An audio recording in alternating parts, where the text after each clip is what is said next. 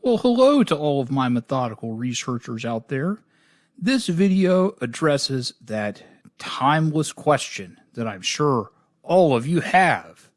When do I stop researching? The answer, of course, is never, and that's just the end of the video. See ya. Now, that's a bit of an exaggeration, but it is true that legal research is not some totally walled off, totally separate part of this whole process of legal research and analysis and writing that goes into creating a brief or a memo or really whatever the desired end product is meant to be. I guarantee you that no matter how thoroughly you research your legal issue, when you write a brief, you'll eventually reach a point where you'll just say to yourself, I could really use a good case to cite for this proposition that I didn't specifically consider when I was doing my research for whatever reason. And then you'll need to go ahead, sigh, open up Westlaw, and do a little research to find it. But hopefully, throughout this whole legal research process, you will have learned enough about the law as it relates to your fact pattern and to your legal issues to make finding that must-have case, that must-have source of law, relatively painless. You'll know about most of the different sources and where different concepts and elements are located within them, so finding a new case on some related aspect shouldn't be too difficult.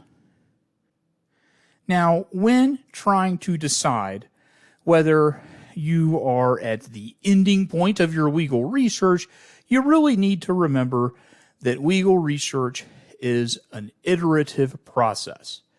The process gives you an overall approach and a general strategy for doing legal research, but we all know that reality is always messier than the models that we use to describe it. So you're usually going to have to revisit earlier stages and steps of that research process as you do more research. So just be prepared for that. It is an iterative process. And in particular, you will probably, almost definitely really, at some point in your research process, encounter some case or some statute that really makes you question some of the assumptions that you developed during your preliminary analysis. Don't be afraid to go back to that treatise or legal encyclopedia to get more information so you can revise your thinking. And of course, you do know that when you rethink aspects of that preliminary analysis, that will entail changes in your other steps as well. So you'll probably need to research codified law and case law again as well. But you should do it anyway. You need to do it because these different iterations of the legal research process will just naturally build upon each other, leading to a much better understanding of your issues and a much more complete picture of the sources that bear upon those issues. Still, that doesn't quite answer our question about when to stop researching. I'm sure you weren't all asking yourselves, how can I continue researching in a recursive and potentially infinite process? So let's talk about some actual indications that it may indeed be time to stop your research. The first such indication is that you are just running into the same sources over and over again. If all of your attempts to find more cases, whether through secondary sources, through statutes, through cases, or through searches, just seem to be turning up the same cases that you've already found, well, that's a pretty good sign that you found all of the important stuff already and that you might be ready to wind up the legal research process and just call it a day. However, before you do that, you do need to ask yourself whether you've adequately explored the other side, whether you've really researched the opposition. What arguments are they likely to make? What defenses might be available to them? Are there cases out there that might be really unfavorable for your side that you just haven't adequately researched or looked at? This is really an important part of legal research that you should try to integrate into your process from the very beginning. When you're doing your preliminary analysis, part of that analysis should interrogate the weaknesses of your own position. Part of that analysis should explore possible defenses that might be raised by the opposition. But just because we have to prioritize something, often these issues will just inevitably be relegated to a more peripheral role in our research process. So you know that when you exhaust them, when you fully explore the other side of the arguments that you're making and the sources that support that other side, when you fully explore the arguments that the opposing counsel might make and the cases and codified law that they might rely upon for those arguments, that is usually a pretty good sign that your legal research process may be complete.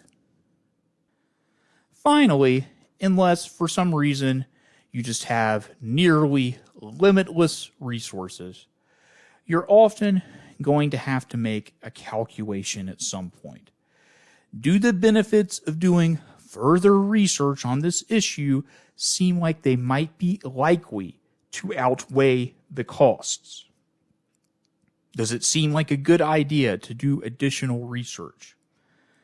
Because in legal research, there is always a bit of a balancing act involved. You need to be as exhaustive as possible because you really want to avoid getting surprised by sources that you didn't find or fully explore. But you also have a real imperative to be as efficient as possible so as to save your client money and to save yourself effort.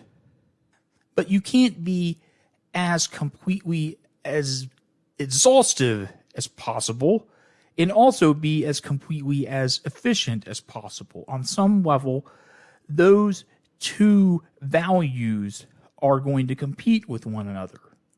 So the balancing act between them, between being exhaustive and being efficient, will often entail finishing up your research, wrapping things up at some point. Yeah, maybe running yet another search might turn up some random case with some degree of tangential relevance to my legal issue, but searching for that elusive case might just end up occupying time that I could just better spend elsewhere, whether it's on another project or perhaps more focused on turning the fruits of my research into a finished product like a brief or a memo or whatever it is. So yeah, that should give you an idea of when and where you can end the legal research process that we've put so much effort and energy into elaborating upon throughout this whole course thus far. The most important indicator of when you can end that process is when you run into those same sources repeatedly. But don't forget to also give some serious attention to the weaknesses in your position before you call it a day. Okay, that's all I have for now. Until next time.